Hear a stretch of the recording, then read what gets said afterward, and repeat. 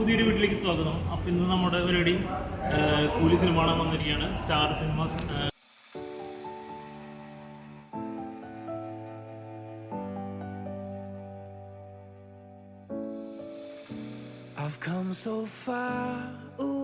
Guys. അപ്പം ഞങ്ങൾ കൂലി സിനിമ കാണാൻ പോവാണ്. VIP സീറ്റൊക്കെയാണ്.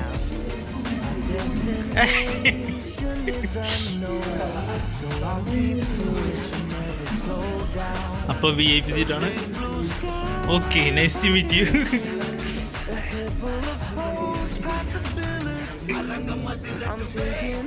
അപ്പോൾ ഇത് VIP സീറ്റാണ് ഞങ്ങൾ ബുക്ക് ചെയ്തിട്ടുള്ളത്.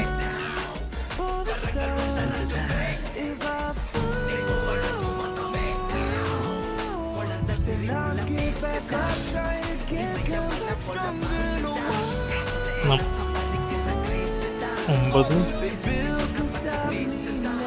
8 ഈ സീറ്റുകളാണ്.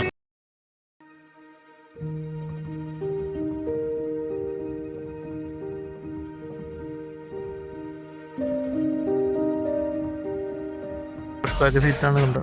ഇപ്പം ഇതിങ്ങനെ ആക്കുമ്പോൾ കണ്ടോ റിക്ലൈനായിട്ട് വരും. ഓ അടിപൊളി. ഓ കെടുന്നിട്ട് കണ്ടോ കാലൊക്കെ വെച്ചിട്ട് അടിപൊളി. കിടന്നൊക്കെ പാക്ക് ചെയ്യണം. അപ്പൊ ഉണ്ടോ പിള്ളേരൊക്കെ ഉണ്ടോ അടിപൊളിയായിട്ട് ഇരിക്കാണ്. ഓ കൂലി കെടുന്ന് കാണാൻ വേണ്ടിട്ട് വന്നേക്കല്ലേ.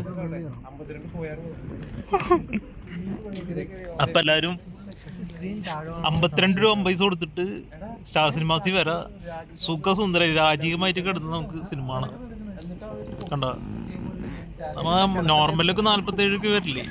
അപ്പം 52 രൂപയ്ക്ക് നമ്മ 52 രൂപ 50 പൈസ കൊടുക്കുകയാണെങ്കിൽ സുഖസുന്ദരായിട്ട് കിടന്ന് കാണാം ഒരു 3 സിനിമ.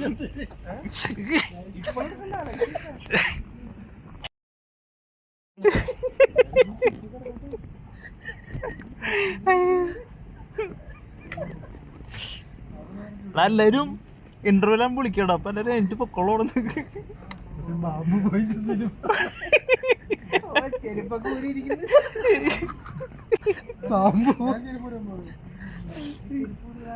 ഇനിയിപ്പോ ഇവിടെ എടുത്താൽ മതിട്ട്. ഇതാകുമ്പോ സുഖമല്ലോ. പിന്നെ ഇതാണ് സുഖം. 3 രൂപ പോയാലെന്താ, 3 റംസ് പോയാലെന്താ, അടിപൊളി ഉറങ്ങുകയും ചെയ്യാം. നല്ല സൂപ്പർ സിറ്റി. ഇപ്പൊ എല്ലാവർക്കും സന്തോഷായില്ലേ? പിന്നെ 52 രൂപ സന്തോഷായില്ലേ ഇപ്പൊ എല്ലാവർക്കും? പൈസ ഇന്ന് തന്നെ അടിപൊളി.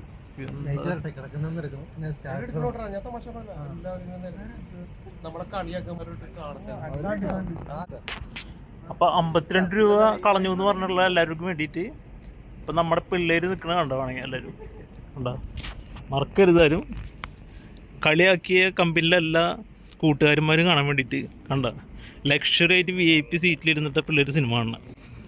കണ്ടോ കണ്ടോ കണ്ടോ കെടുന്നിട്ടാണ് പിള്ളേർ കാണുന്നത്. സിനിമ തുടങ്ങിയിട്ടില്ല. ഇനി പടം മോശമാണെങ്കിൽ തന്നെ നമുക്ക് കിടന്നുറങ്ങാം, എന്നാലും ലാഭം. ഓക്കെ, പിള്ളേർ സെറ്റായിട്ട് കിടക്കുന്നുണ്ട്. അപ്പം എല്ലാവരും ഹാപ്പി അല്ലേ?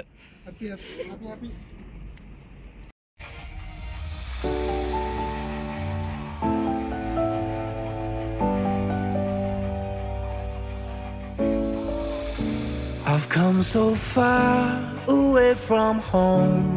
There's no way I'm turning back now.